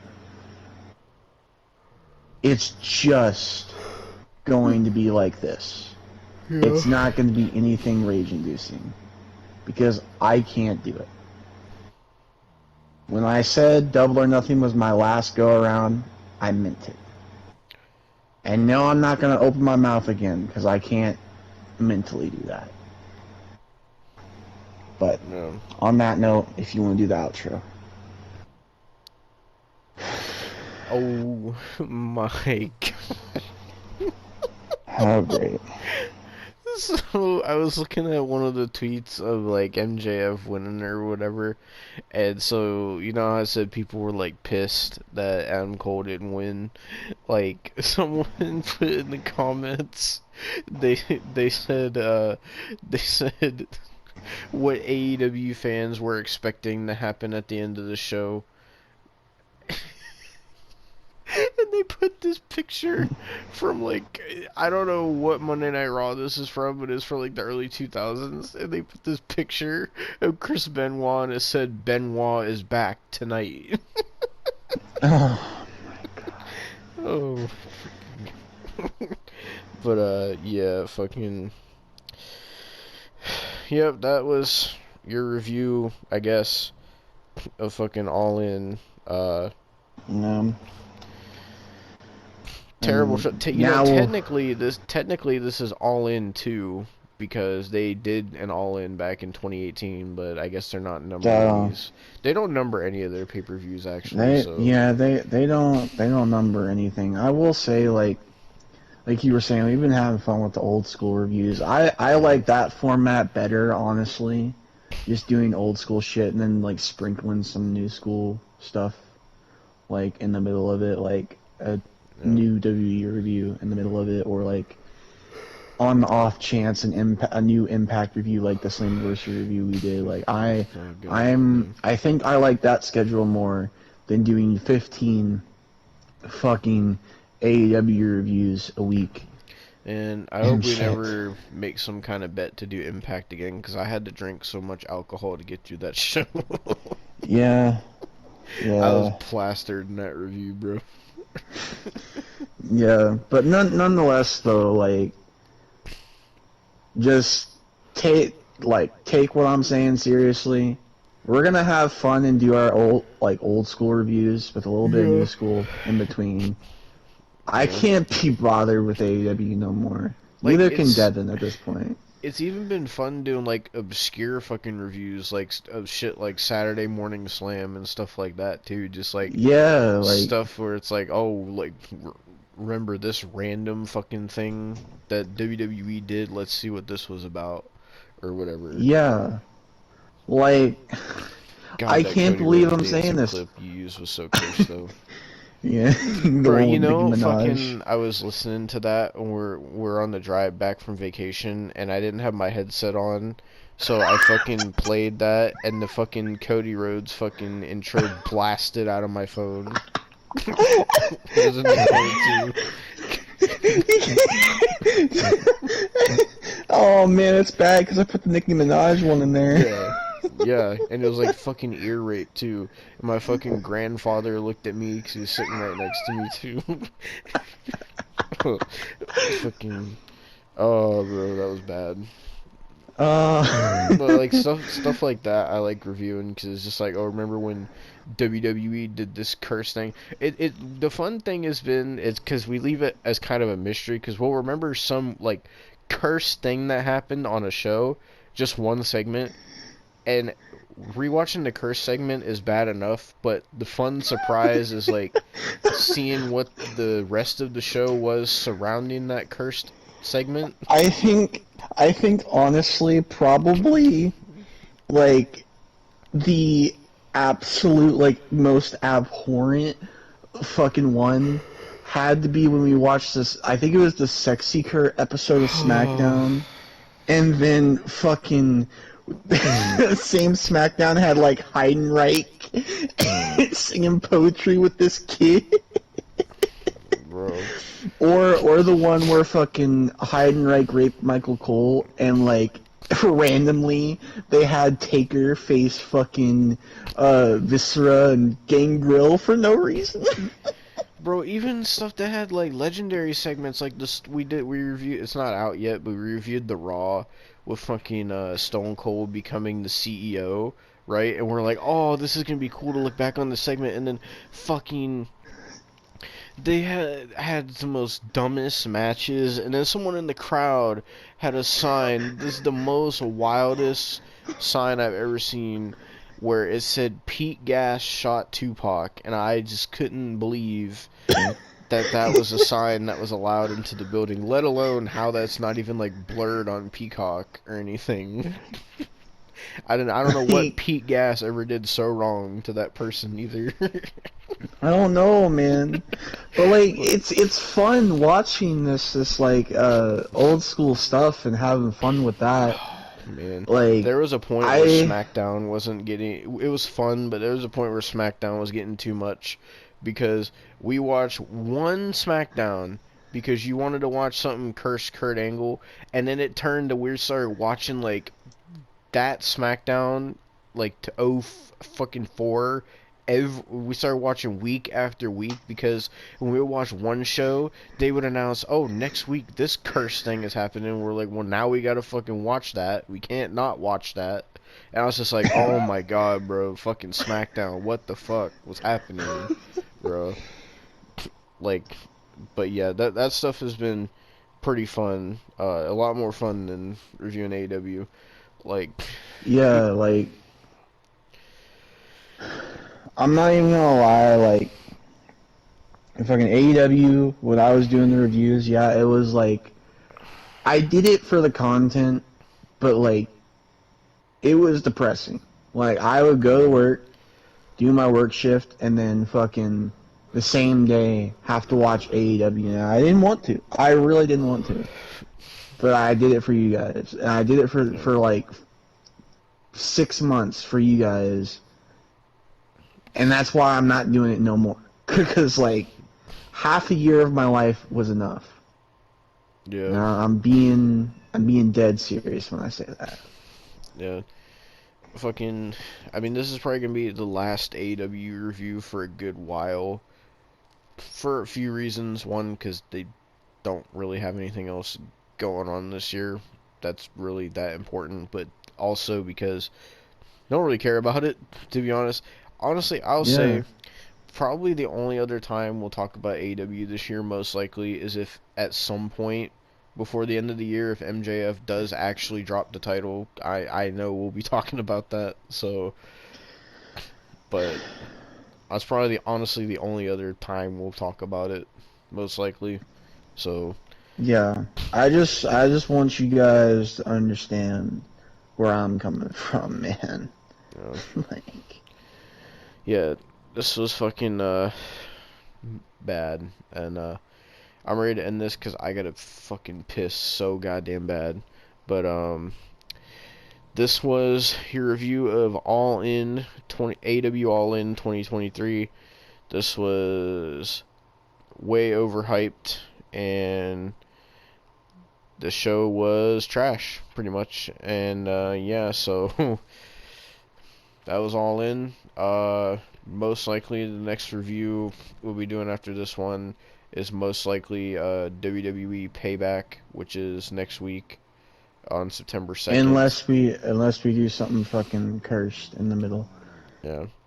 But yeah, so expect that review to come soon. And with that being said, this was AW All In 2023. Overhyped garbage. Fuck you, Tony Khan. And thank you for watching. We'll see you next time. Fuck AW. To hell.